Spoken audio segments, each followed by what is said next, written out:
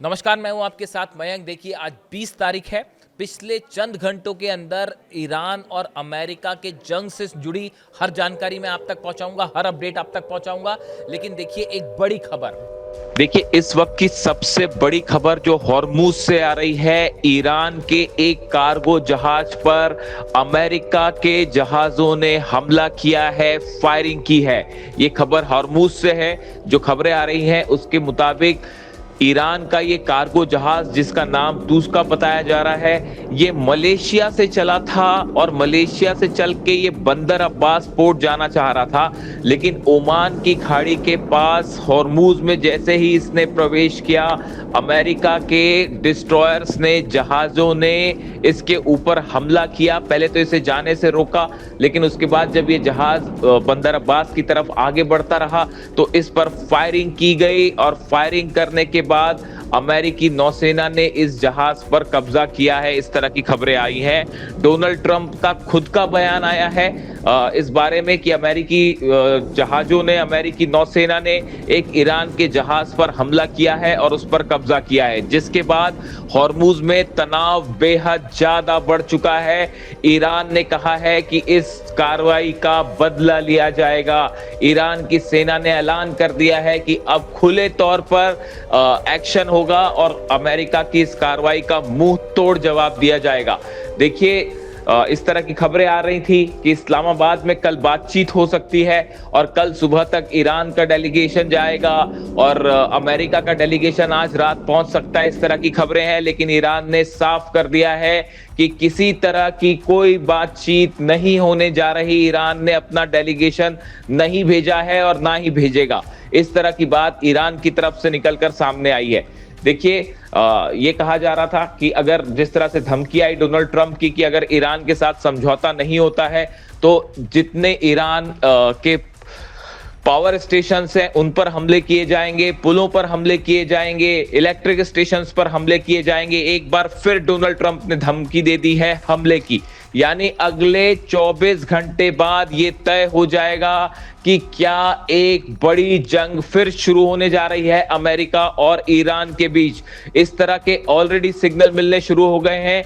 Iran की जनता ये चाहती है कि किसी तरह का कोई समझौता नहीं किया जाए और इस बात को लेकर ईरान की सेना एक बड़ी जंग की तैयारी में जुट गई है।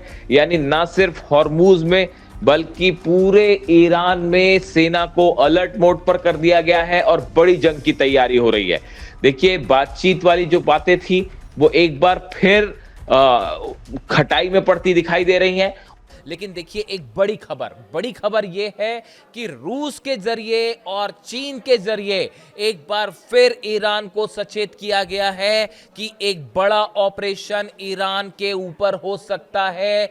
ईरान के आइलैंड्स पर, चाहे वो खारगो, चाहे केशम आइलैंड हो, सिरी हो, लवाना हो, इन सब पर एक बार फिर हमले की कोशिश हो सकती है और अमेरिका एक बड़ा ऑपरेशन कर सकता है। इस तरह की जानकारी पहले भी रूस की तरफ से शेयर की गई थी, कुछ ही दिनों की बात है, पहले की बात है। और अब एक बार फिर रूस की तरफ से यह अलर्ट किया गया है ईरान को कि किसी भी समय जो है वो बातचीत के नाम पर धोखा हो सकता है और हमला हो सकता है।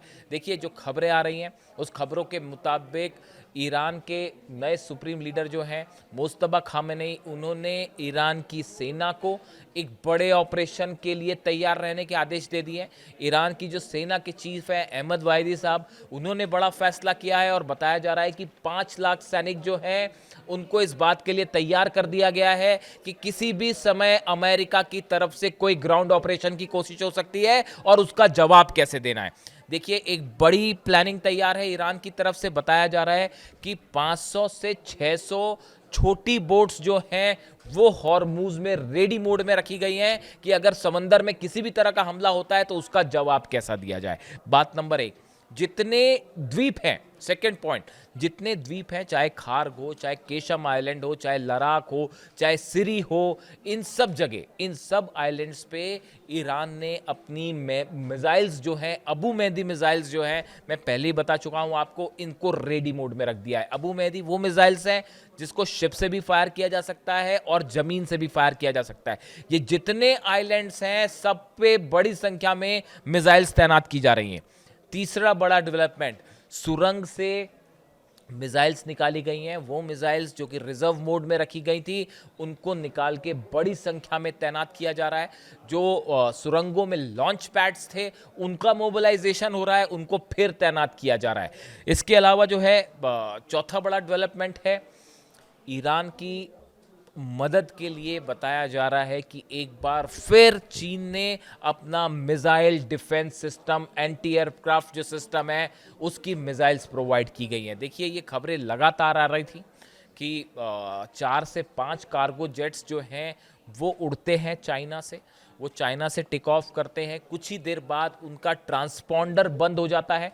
ट्रांसपॉन्डर बंद होने का मतलब है कि आप उस प्लेन को लोकेट नहीं कर सकते, किसी भी रडार में वो रडार से गायब हो जाएंगे। बिल्कुल यही होता है। चीन से 4 से 5 कार्गो प्लेन्स, बड़े कार्गो प्लेन्स उड़ते हैं, वो उड़ने के बाद अपना ट्रांसपॉन्डर बंद कर देते हैं। खासकर जैसे ही वो ईरान के करीब आए, वो ईरान की एयर स्पेस में शामिल होते हैं और उसके बाद उनके बारे में कोई जानकारी नहीं मिलती। अब ये खबरें आ रही हैं कि ये पांचों कार्गो जेट्स ने तेहरान में लैंडिंग की है और बड़ी संख्या में ईरान की तरफ से मिसाइल्स और डिफेंस सिस्टम प्रोवाइड किया गया है। यानी देखिए, एक तरफ तमाम तरह की बातें हैं, हॉर्मूज में अपना टेंशन है, बातचीत की चर्चाएं हो रही हैं, लेकिन इसी बीच साथ ही साथ एक बड़ी जंग की तैयारी हो रही है। देखिए, ईरान के जो एडवाइजर्स हैं, खास तौर पर सेना से जुड़े, वो ये मान के चल रहे हैं कि अमेरिका के साथ किसी भी तरह की डील का कोई परिणाम नहीं होगा। इस्माइल बघाई जो प्रवक्ता है, उनका ये बयान कि हम अच्छी तरह जानते हैं अमेरिका हमला करेगा, वो इस बात को बता रहा है कि ईरान इस बात को जानता है कि अगर भले ही बातचीत भी हो जाए तो भी न्यूक्लियर मुद्दा ऐसा है, यूरेनियम का मुद्दा ऐसा है जिस पे किसी तरह की डील बेहद मुश्किल है। उसके अलावा मिसाइल प्रोग्राम, नेतन्याहू इस बात के लिए कतई राजी नहीं होंगे कि ईरान अपना मिसाइल प्रोग्राम जारी रखे। तो नेतन्याहू किसी भी सूरत में अगर डील होती भी होगी तो उस डील को कैंसिल करने की पूरी कोशिश करेंगे। इस सूरत में 10 दिन का ही सीज फायर है लिबनन में, वो हटता है, उसके बाद देखिए हिजबुल्लाह, नेतन्याहू कभी इस बात के लिए तैयार नहीं होंगे कि हिजबुल्लाह पर अटैक ना किए जाएं। वो हिजबुल्लाह के नाम पर एक बार फिर लेबनान पर निशाना साधेंगे। इन हालात में ईरान ने एक बड़ी, कई मल्टी लेयर जो है वो जंग की तैयारी कर रखी है। और अब मुद्दा जहां फंसा हुआ आके वो है न्यूक्लियर, खासकर यूरेनियम का मुद्दा, दूसरा मिसाइल का मुद्दा, और तीसरा स्ट्रेट ऑफ हॉर्मूज। अगर स्ट्रेट ऑफ हॉर्मूज पुरानी पोजीशन में पहुंच भी जाता है तो देखिए वो पहले से खुला ही हुआ था और अमेरिका इस हालत में नहीं है कि ज़्यादा दिन तक इसको कंटिन्यू कर सके, क्योंकि इससे बड़ा इकोनॉमिक इम्पैक्ट देखने को मिल रहा है। इन हालात में अमेरिका और ईरान के बीच बातचीत से ज़्यादा जंग के हालात उभर कर सामने आ रहे हैं। सिर्फ 48 घंटे बचे हैं, 48 घंटे बाद वो सीज फायर खत्म हो जाएगा, जो सीज फायर ईरान और अमेरिका के बीच में हुआ था। और सीज फायर खत्म होने के बाद 48 घंटे के बाद क्या होगा, इसका जवाब फिलहाल किसी के पास नहीं है।